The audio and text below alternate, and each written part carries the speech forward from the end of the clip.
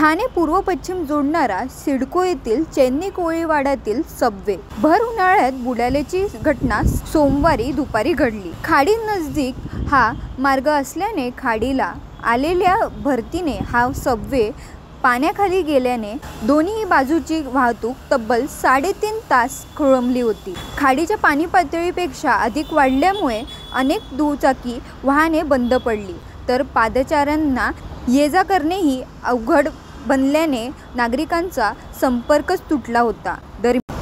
दरम्यान पाण्याचा निचरा करणारा पंपही गायब होता।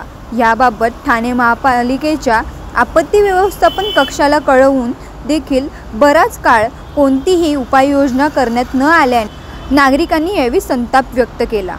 देशातील पहिली रेल्वे धावलेली त्या ठाणे शहरातील ठाणे ते कळवा रेल्वे मार्गावर असलेल्या रेल्वे पुलाखाली पूर्व व पश्चिमेला येण्या-जाण्यासाठी ब्रिटिशकालीन सबवे सिडको परिसरात उभारण्यात आला आहे। या सबवेला 2 मार्गिका असून त्यातील ठाणे पूर्वकडून पश्चिमेकडे जाणाऱ्या मार्गिकेत सोमवारी कमरेभर इतके पाणी साचल्याने ही मार्गिका ठप्प झाली, तर पश्चिमेकडून पूर्वेकडे जाणाऱ्या वाहिनीवर देखील पदपाथाच्याही वर पाणी तुंबले होते। त्यामुळे येथून मार्गिकीकरण करणाऱ्या वाहनचालकांना आणि पादचाऱ्यांना खाडीच्या सांडपाण्याचा त्रास झाला। पुलाखालील बोगद्यात सांडपाणी प्रमाणापेक्षा अधिक साचल्याने अनेक दुचाकी वाहने बंद पडली।